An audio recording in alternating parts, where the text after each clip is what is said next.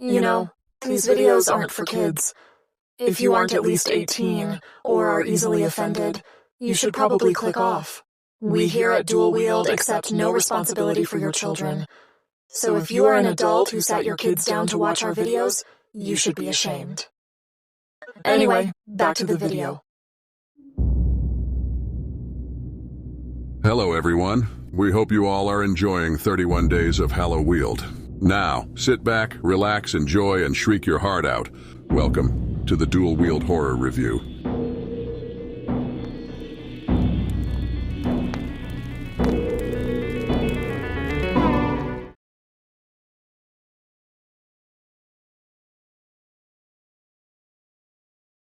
The Prince of All Saints, Regina Almighty, back for more 31 days of Halloween and the Dual Wield Horror Review.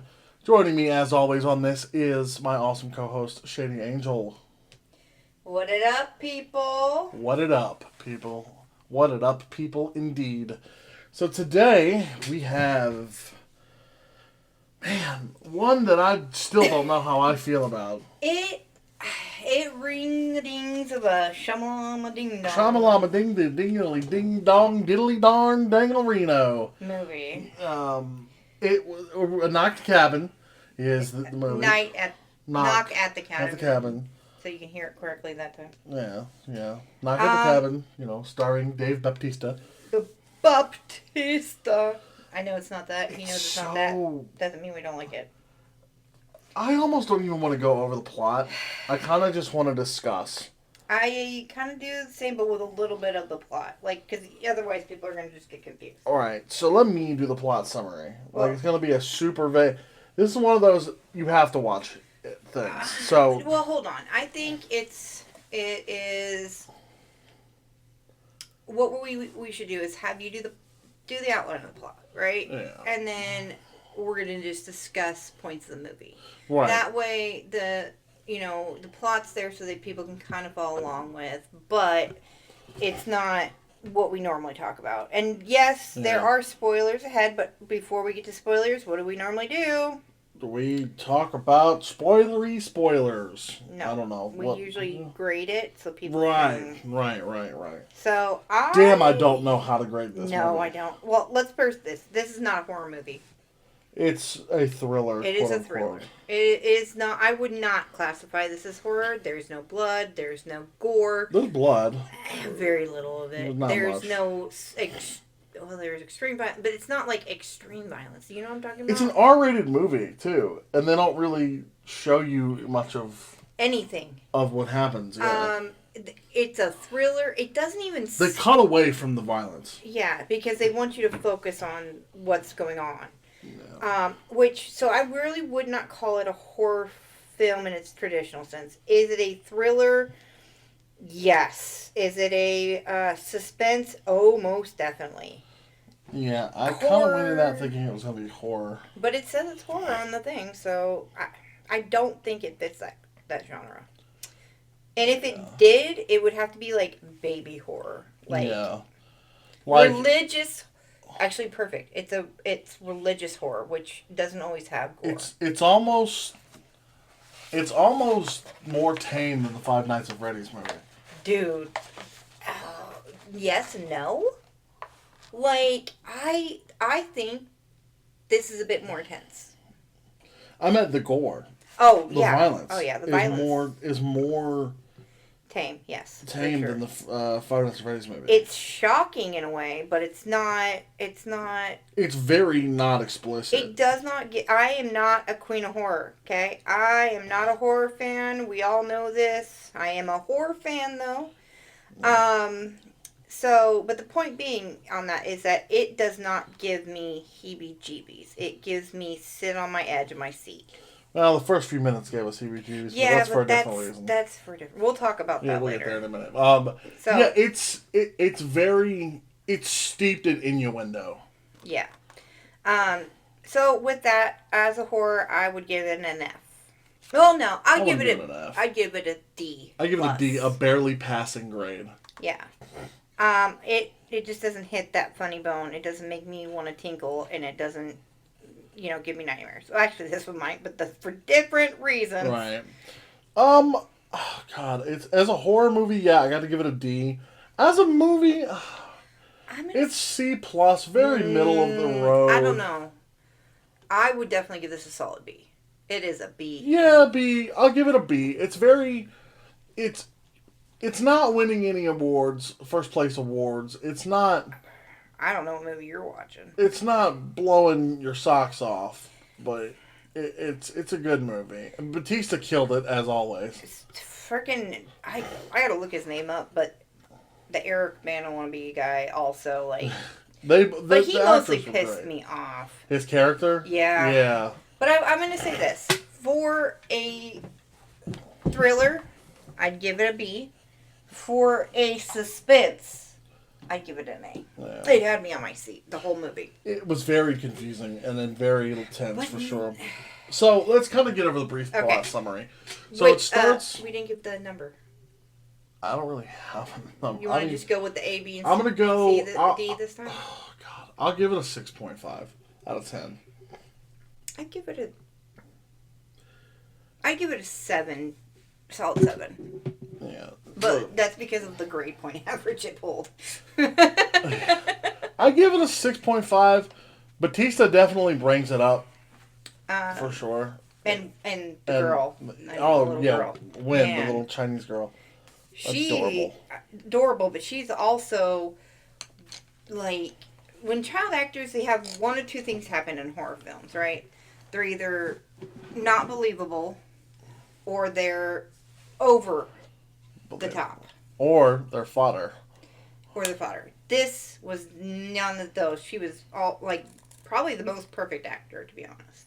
There's some things I had against Batista, but Bautista, whatever. But I had some issues with a few of his things we'll talk about. But I will say the little girl in this, and the only child in this, by the way, was probably the reigning champ. The stars of the movie, okay, so let's just get into this. Yeah, go ahead. So, starts off, the little Chinese girl, Wynn. I keep calling her Chinese. I don't know if she's actually Chinese. Well, But they looked like... Asian. Yeah, I don't know. They looked like Chinese letters in the... Anyway, in the orphanage they got her from, but I could be remembering that wrong. The little Asian girl, Wynn, she's catching grasshoppers, talking to them, and for some thing for school, I think, and then up walks Batista. But it's weird how he walked up. He walked up out of the woods, basically, and it was very weird. And and like sideways, like he kept hitting. Yeah, and he kind of had a conversation with her, and she was like, "I don't talk to strangers." She's like, "That's good. You're smart. By the end of this, I want us to be friends, and that way we won't be strangers." And he's like, "Can I help you catch grasshoppers?" And blah blah blah blah blah. And he's being really nice to the point where I'm starting to think this movie's going in a totally different direction. Yeah. A little too sugar-coated. It gave us ick. It gave White Van feelings. It gave us, "Gonna help me find my puppy." Yeah, but then he's like apologizing. He's like, me and my friend, she's like, these people aren't my... No, the pedal thing. That... Oh, yeah, they do the pedal. They're asking each other questions. Like if they rip a petal off a flower. But... she's... So... It's important. She asks him why he's here. And he's like, "I have an important job to do. It's probably the most important job in the world." And then that's what she notices. Because he keeps looking off to the side out in the woods. And eventually these people start coming out of the woods. And she's like, "Are those your friends?" He's like, "You're my friend. Those people, I would say, are more people I work with." And he's like, "I'm sorry, you're my friend, and I want you to know that anything that has to happen after anything that has to happen today, I want you to understand that I'm, nothing's your fault. I'm sorry," and blah blah blah blah. You need to tell. He finds out that her dads are there in the cabin, and that it's two guys that have adopted her, and she's like, "You need to tell your dads that they need to let us in. They need to hear us out. Otherwise, we're going to have to find our own way in." You understand? Like, I need you to understand that. And so she comes in, tells the dads that they're on the back porch. On the back porch, we need to get in and hide. So they're like, all right, calm down. And that's when Batista knocks on the door. And you see 7 times specifically. Yes, that is symbolism for the movie. And then he's like, you gotta let us in. They're like, no, the phones are out. They don't get service on their cell phones, and they've cut the phone line. They all have these weird weapons that look like they've been, like, a bunch of different things that were, like, forged together. You know what it made me think of? What? It was something from, like, Wrong Turn, those weapons. I was thinking that, too. But I was also thinking Forged in Fire. Yeah, I mean... Wrong Turn. Yeah, there you go. Or Mad Max, even. Mad Max is a good one, too. I do think, though, it did give me more of the... Yeah, feeling. But maybe it's because they were at a cabin in the middle of nowhere. Yeah, and it was a cabin. And, it's in the title. But, they... Long story short, they bust in, and it's Batista, who, his name is Leonard, very well-dressed gentleman. He seems like... Throughout the movie, once you start to really learn about him, you can kind of get the sense that he's a giant teddy bear and he really hates all of this. But there's Batista, there's a nurse woman named Sabrina, there's this girl, she seems kind of schizo, but her name is something I fucking forgot. I just had it on the tip of my tongue. Adrian. There you go. Adrian. Yeah, we both immediately went there. And then Ronald fucking Weasley. Who, by the way, I like Rupert Grint, but Jesus. He looked rough in this movie. That's how he looks in real life, though. No, not that bad. He looks rough in real life, but this was like eyes glassy and freaking... That's Ed Sheeran version 0.5. I hate you. I'm just saying.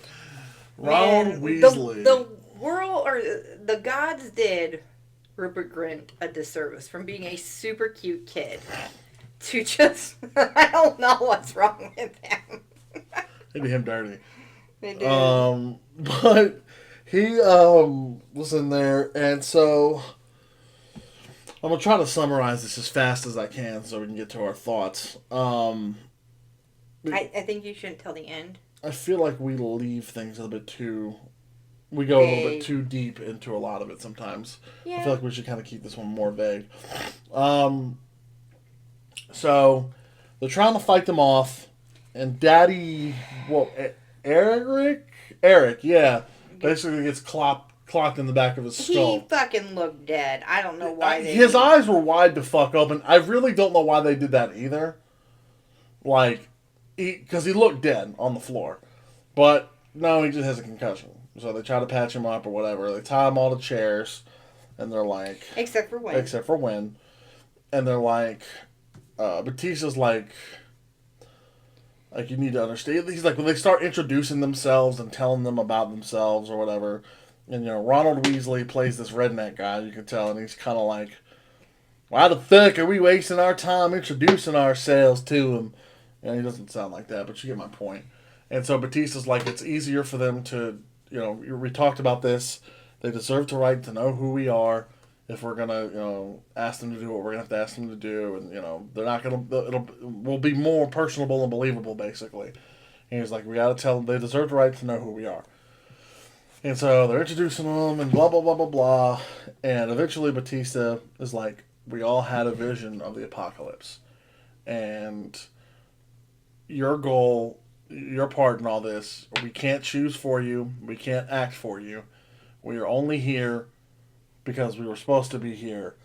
And you all must decide. One of you must be sacrificed. But you all have to decide who. You all have to decide who. Like, you have to decide. Like, you can't kill yourselves.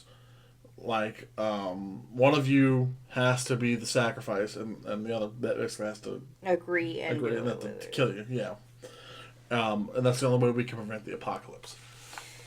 And he tells them the spiel of what happens, or what's going to happen, starting off with a flood, basically, And so, was it flood? It was very specific. Fuck, it was very biblical. The water would rise up. And a fist and knock down the humanity into the sand or something like that. It was like then the sky would the sky would fall like from shards of glass. And darkness. The plague. There was a plague. It was a virus. Flood, a plague. The sky will fall, and then darkness will fires. Cover the land. Yeah, darkness will fill the skies, and all of humanity will burn, basically. Yeah. So. Which, of course, any normal freaking person is going to be like, "You're fucking crazy, dude." Like, but no. They're not going to fucking be as out front and screaming about it like dipshit Andrew was. Dude, man. Because if you think that they're crazy people and that they're just a suicide cult or whatever, or they're just insane. Why would you yell at them? Why would you scream at them like that? Why would you antagonize them? You're such an idiot. He aggravated the shit out of me throughout this movie. He aggravated both of us, but I was a little more invested, I think, in this movie than you were. I was invested. He was aggravating the shit out of me. So, and then all of this is intercut with the flashbacks from their lives being, things that happened persecuted for being gay and adopting the little girl, coming and then to the campsite and singing songs. And fucking and one dude's definitely very nurturing and effeminate, and the other one is Eric definitely was mom, clearly. Rory Wart, mom, and Andrew was daddy. Let's have fun times. Who cares if you stub his toe on a rusty nail and get tetanus is good for you. Builds character. Yeah. As he spits out some sunflower seeds, I'd like to imagine. You get some shots of some of the other people, but not all of them, Right. So, they tell him. Oh, go ahead. I was saying, and the thing is like, and this is where it's kind of, we were like 20 minutes into this thinking, okay, trying to piece together what's going to happen. Well, not just that, but what's happening. Yeah. Because you have Rupert's character who is just kind of a straight asshole, right? And then you had Baptistus, who was very serious, very serious, but you could tell he's very caring. Very nurturing. And then you have the nurse who's through the whole time taking care of them. And then Schizo chick. Yeah. I'm just going to call her Schizo chick. And then the other one who's being, Schizo chick. Yeah, but she's caring and loving and kind. Yeah. And I'm saying this for a reason, too. Yeah. Anyway. So, they're not, like, if it wasn't for the fact that they have weapons and they just barged into it. And tied them up. These people aren't necessarily the ones that you would look at as like, oh, they're out to kidnap the whole family. Yeah, they're about to do some terrible, horrible shit. Yeah. Sorry. But, so, just kind of speeding along. They're telling them about this, and they think they're crazy, and they patch up Eric. And so Batista says something to the effect of, for every no you give us, we will unleash a plague upon humanity. Or a judgment. Pass a judgment upon humanity. And, so, he's like, will you, make a choice. Will you make a choice? And they both say no. And he's like, very well. A judgment. Oh, and they're doing these ritual walks. Ritual walks for sure, holding their weapons. And so, of course, Ron Weasley's getting a little pissed. No, I think he was scared. Well, yeah, but he's pissed because he was scared. He was like, we're wasting our time here, blah, blah, blah. And so, Batista is like, a judgment has been passed on humanity or something like that. One of them says, I think it was Batista. Baptista's the one that talks about it during the whole thing. And then Ron crouches down with his weapon in front of him. In front of both of the the guys, and pulls out a little white hood, and I'm thinking, this is taking a turn into a different movie yet again. I know, right? And then he starts freaking the hell out. Crying. He's like, I'm so scared. And he was like, please don't let this be the last. Or he was like, please look at me. Don't you fucking look away from me. Or something like that. And then he said something about judgment. Humanity, a judgment has been passed up on humanity. They both say something to that same effect, basically. And then then you can tell that he puts the hood over his face, and he's breathing like heavily and whatever. And then you can tell that the guys that are tied up realize what's going to happen. And you realize what's going to happen. And they fucking shove their weapons into the back of his fucking skull. Which, they don't really show the exact moment of impact. They show it right afterwards. It's so weird. Steeped in innuendo, I'm telling you. And, well, yeah, but they show you after he's been there, and then you see Baptista take his head off, and again, you don't... He didn't take his head off, he just chopped him. He chopped him. He chopped the head off of him. No, he didn't chop his head off. He just put his axe into the back of his skull. But again, you don't get to see it. Right. And then they carry him outside. Well, Batista throws up. Oh, and then they carry him outside.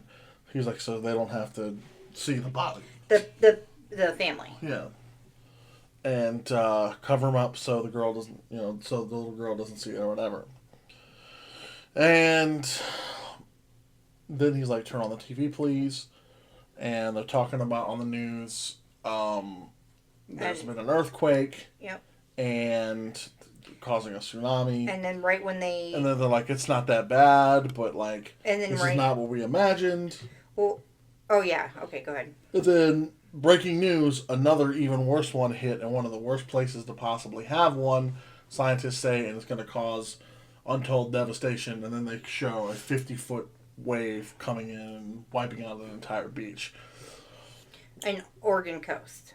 Right. And then something to the effect of, we'll continue. Basically, we'll pick this up tomorrow, and we'll try to tend for your needs as best we can within reason. But other than that, we'll leave you alone to ponder your choice. We know this is difficult, blah, blah, blah, blah, blah. And the whole time, Andrew was like, it's bullshit. It's bullshit. You knew this was going to happen. You've been checking your watch, and this has been going on hours beforehand. No, that was after the second time. This one, too. The first time. This one, too. He was like, you've been checking your watch. And you knew... He told Eric that. He said, they've been looking at their watches. No, he yelled that out loud the first time, too. He's like, you've been checking your watch. It's bullshit. Whatever. Blah, blah, blah, blah. Moving on. There's a brief scene where Wynn tries to escape through the basement, basically, the little trap door. That kind of goes nowhere. He catches her, whatever, brings her back, doesn't harm her or nothing. And that's the thing that's weird about it. They're not harming them. Anytime that they do any kind of physical harm to one of them, they feel really remorseful about it. Like, we don't want to do this, but we need you to be here. We need this. And so then the cook girl is next, the schizo chick. Turns out she's a cook, and she's like, I have a son, and she's sob-storying, and she's like, I'm going to be honest, I'm next, and blah, blah, blah. She feeds, this is important. Yeah, she feeds Wynn something, and it's like, she's really sweet about it, and she's like, you're a good person. Which was weird as hell, but it went nowhere because, spoiler alert, they ask him to make a choice, they say no, and then she does the hood thing. Well, she tells him about her kid. Yeah, well, that's what I said. We got there. We already said that. She's like, please make the right decision, and then she's like, I don't want him to. I have these visions of him burning. I don't want that. I just and she tells him his name, and then puts the hood on, and then bam, dead. And they say the same shit they said the last time. And by this point, Batista or Wynn has gotten a knife and is helping Eric cut his ropes, and then Andrew is like getting his undone or whatever. He's like, his hands are loose, getting loose. So they turn on the TV again, and they're talking about this new virus. It's like devastating, and people are dying left and right.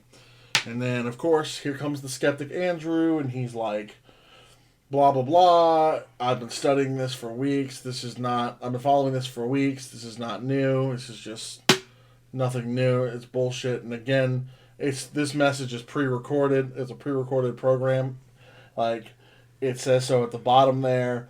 He's been checking his watch. This is all just some bullshit. He knew this was going to air, blah, blah, blah. Well, I don't really remember a whole lot. There's not a whole lot more of importance out of what I'm going to say. A couple things, I think. Okay.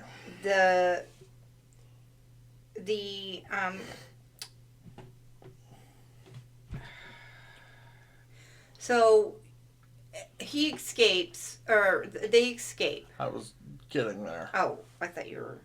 I was so getting there. But like I said, because you and your ADHD and how bad your ADHD is, we'll be here for an hour reviewing the plot. Why do you think I didn't do it? I know, that's what I'm saying. I'm trying to preface that I'm not trying to be a dick here, but I'm just, yeah, you get what I'm saying. So I have ADHD. You've made me lose my train of thought. Anyway, so Eric had said something to Win about, if I nod, do the thing you did at Thanksgiving. And so he nods, and she starts throwing like a temper tantrum or whatever.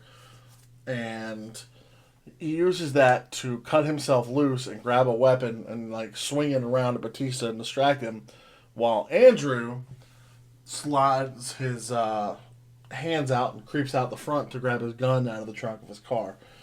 Well, he wasn't very fucking quiet about it. So he gets his fucking kneecap. He gets kneecapped in one of his knees. That hurt me so bad. And Sabrina's trying to get him to stop and to get back in, and he's loading the bullet, and so she's kind of like poking him and stabbing him in the side. She's like, I don't want to do this, go back inside. So he pulls the gun out, fires a warning shot, makes her run away or whatever. And he goes inside, pulls the gun on Leonard, Batista, and he's like, this is like, fuck you, we're leaving, getting the, like, fuck you, like, we're leaving, leave my husband alone, we're leaving. And he was like, you need to make a choice, time to make a choice, blah, blah, blah. He's like, will you make a choice? And he's like, fuck you, we're not playing this game anymore, Leonard. You're a death cult, blah, blah, blah. Like, we're not doing this game anymore. And then by this point, Sabrina comes running in the back door and gets shot. And then he chops her. He chops her just to complete the ritual. And he moves her away as well. And turns the TV on. He's like, can we turn the TV on? And they're like, no, we can't turn the TV on. And then Wynn does. And then Eric does. And then that's when you see the planes are falling out of the sky all over the place.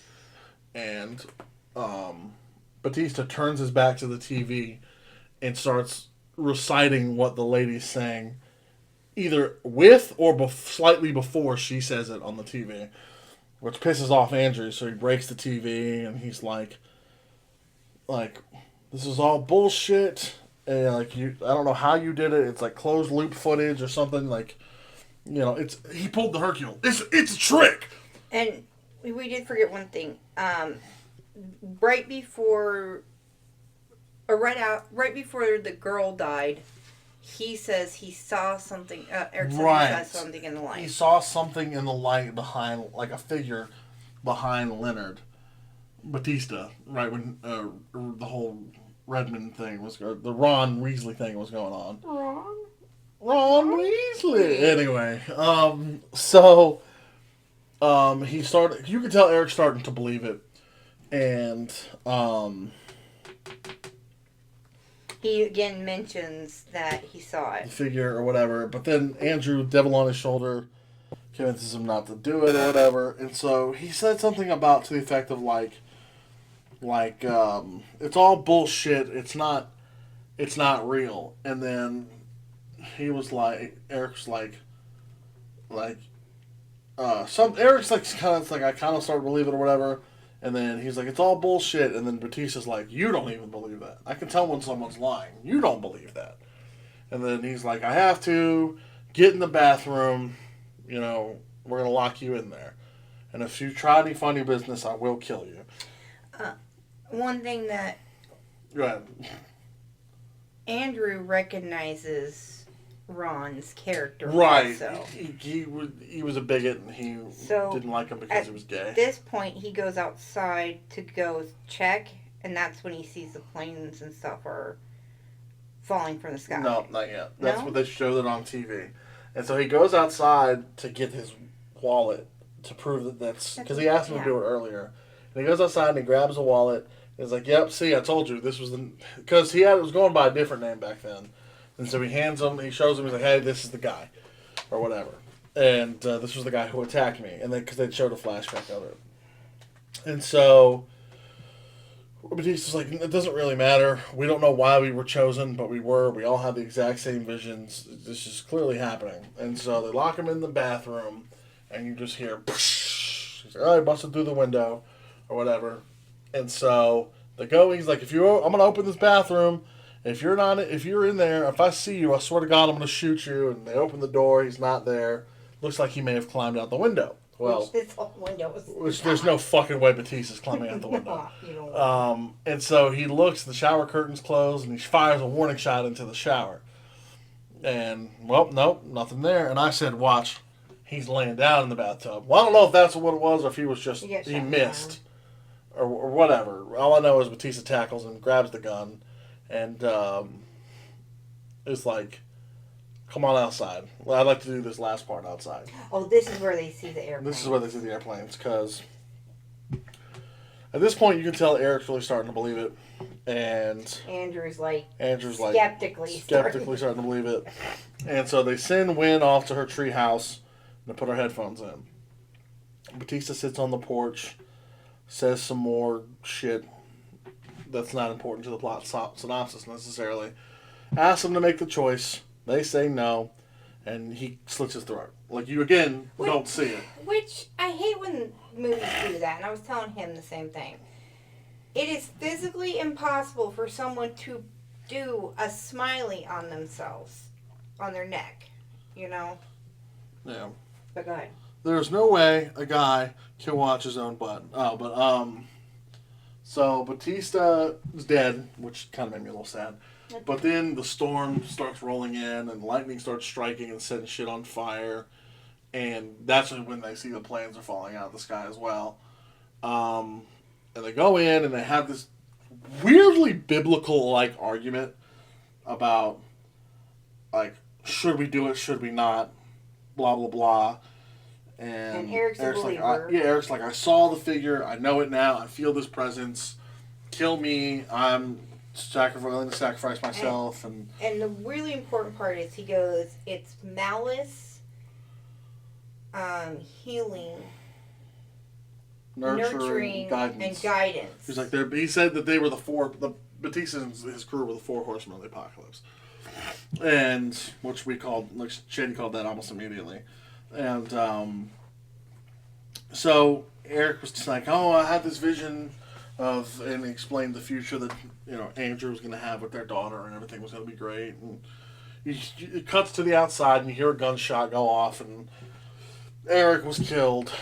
And then they go to the treehouse, or Andrew goes to the treehouse to get Wynn, and she's like, did Daddy Eric save the world? And he started crying. They cuddled up and cry. And then they leave. They find the truck that Batista was in. Yeah, everything's on fire, yeah, as they're leaving. And she's like, did we do it in time? And so they go to the diner and find out all the problems have stopped.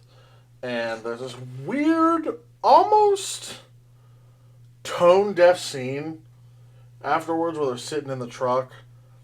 I don't think it was tone deaf necessarily, but I also think it was very weird to put it right there. It was a not great choice. They turn on so earlier they had this one song playing on the radio. Boogie Shoes. And It was That what was they listened to on the way up to the cabin originally. And so that song comes on when he turns on the truck, and so he reaches up and turns it off because, like, what the fuck? Well, Wynn gets up and she reaches over and turns it back on, and then looks at her dad and reaches up and turns it back off, to where he then reaches up and turns it back on, and then they look at each other, and then they drive away. And it was a weirdly comedic scene. Yeah, that was it.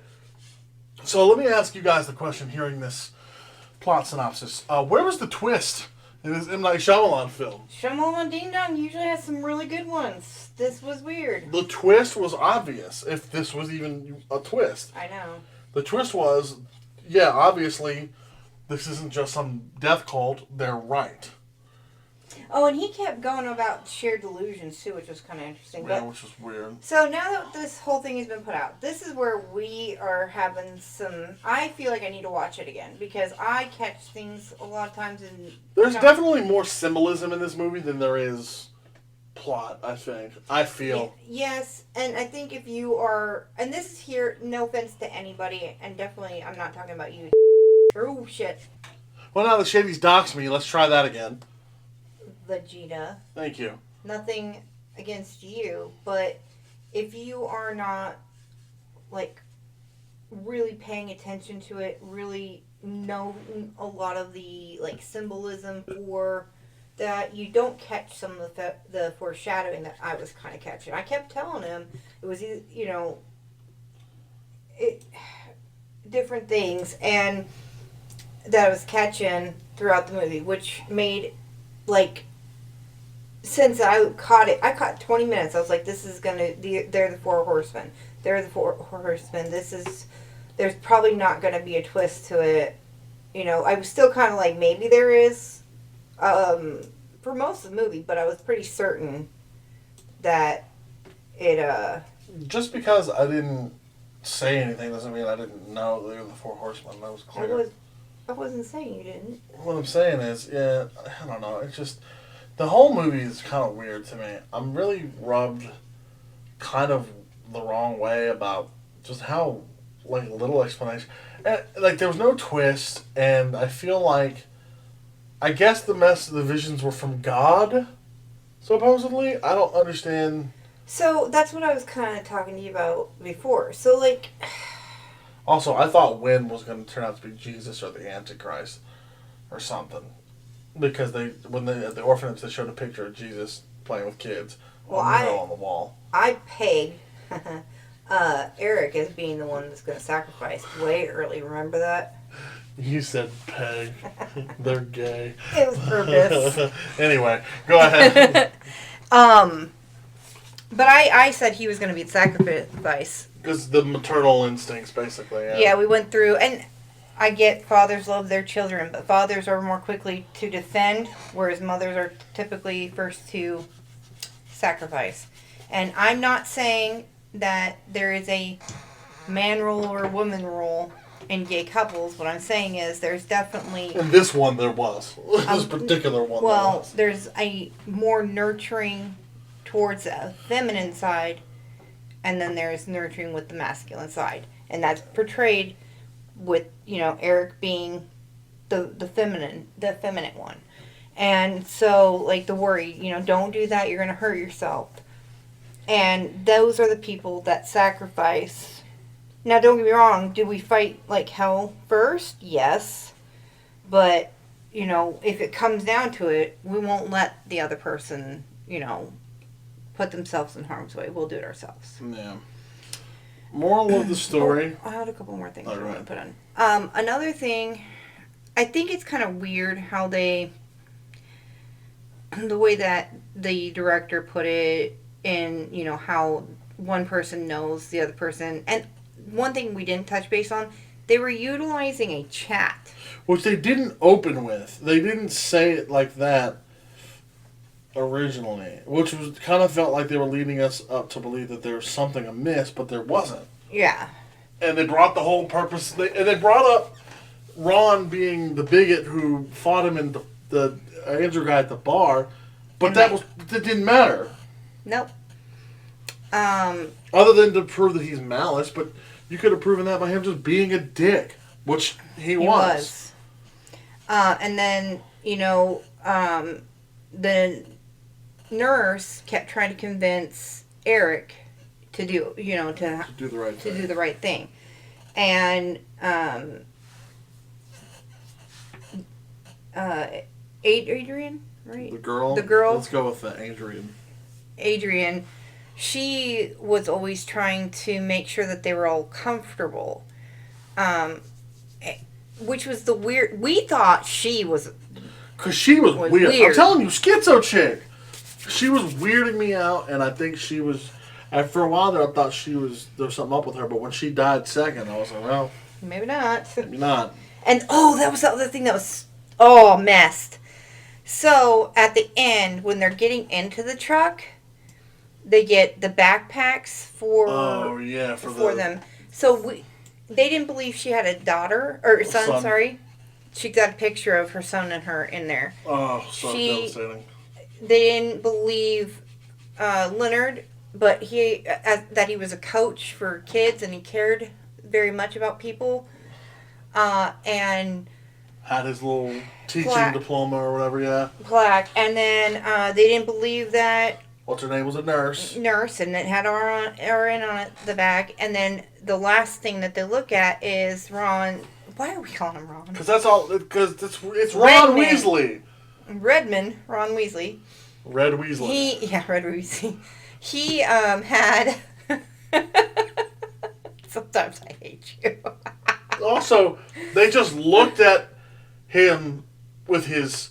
I feel like they did a casting call and he showed up. He rolled out of bed, showed up, and the character's name was Redmond, and he's like, "Oh, you are a red man." So perfect.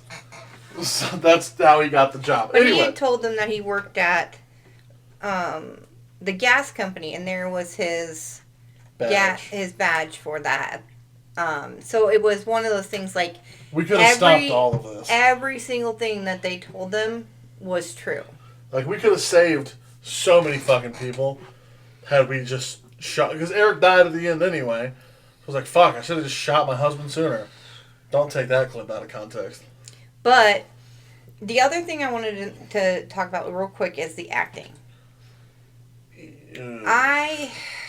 Okay, so I'm going to start with Bautista.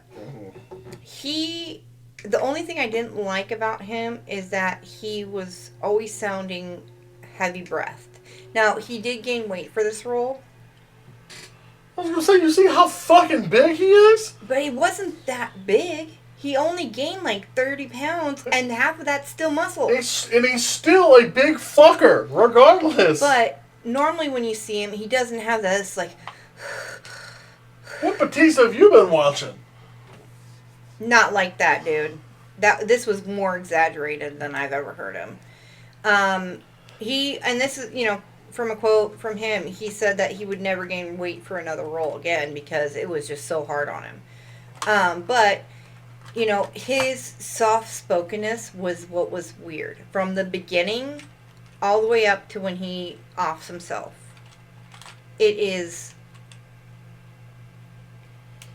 so soft-spoken. Like, even when he's trying to calm them down, he's using therapeutic words, Yeah, like coaching words and shit. Yeah, but it's so soft. Nothing is like... Yeah, it's not like that at all. Yeah, not like that at all. Yeah, it's like it's weird. not what you would think of a big fucker like him would sound like, which is kind of just Dave Bautista in a nutshell. Sure, he can play some aggressive, loud characters, but like his real personality is. I will stand by the fact that man is a teddy bear, and he is a national treasure. Quoted hated doing this movie because he's such a teddy bear, Now, so his acting, I liked it. He definitely pulled it along really well. Next, I wanted to put out the people I liked. So, Eric. I liked Eric's acting, whoever that is. I can't remember. Oh, yeah. He was perfect in the portrayal of the nurturing spouse and thinker. That was a big thing. And every back shot that they... Oh, that was a Freudian slip. That was.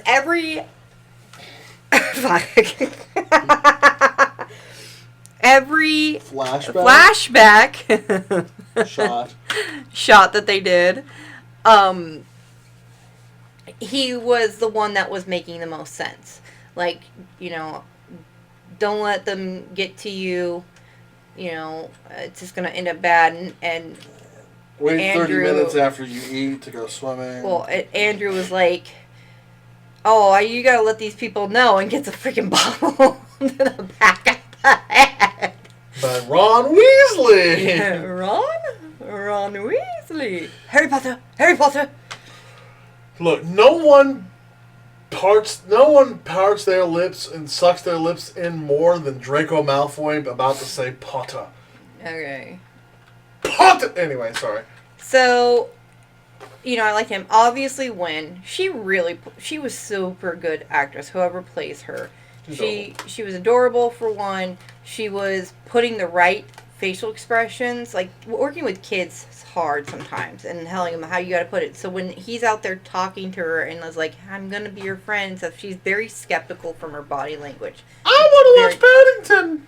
Yeah, her fit was believable. Her fit was believable. All of that, and then the fact that she knew that her daddy Eric was going to be the one, like the way that she portrayed that was the one that was going to go. And I gotta give it to Sabrina, that actress. I really liked her as well. She definitely put the fear factor into it. The fear of God, so to speak. Which was good. And then I liked and hated Andrew. He was the gruff. He was the... You wouldn't like him when he's angry. Yeah, right? He looks like Eric Bana. I swear.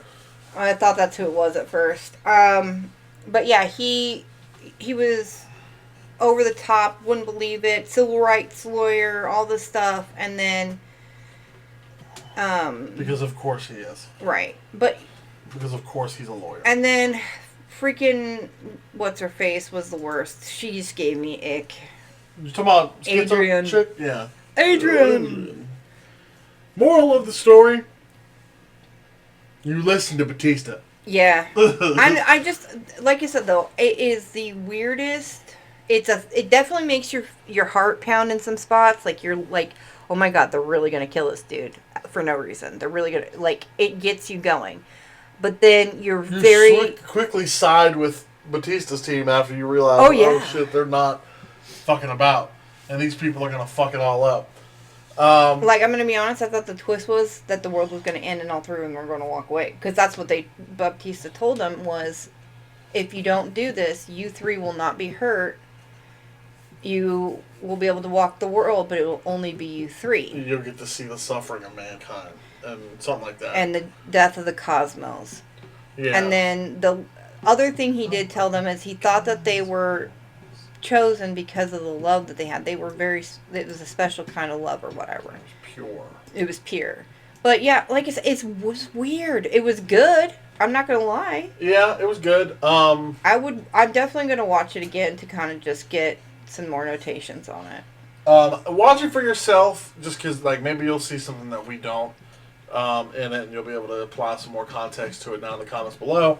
But overall, I still give it 6.5 Batistas out of 10 John Cena's.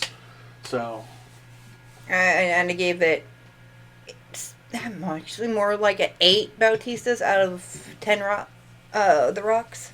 No. So, fuck, I can't even talk, man. I know, right? Well, with that, I think we are. Anything else to add to it? Don't forget your Dubby. Don't forget your Dubby. Use code DualWheel at checkout for 10% off every order that you place.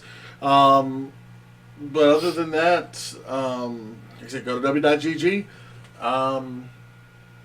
This has been another awesome Halloween so far. Of course, we're not done. We still got a couple more days left, so everyone get ready to do your trick-or-treating. Everyone who's passing out candy, get your good candy bars ready, and we'll see you on the flip side. See you guys for the horror review. We'll see you next year, but we'll be back tomorrow with more 31 Days of Halloween. Thanks so much, guys. See you later.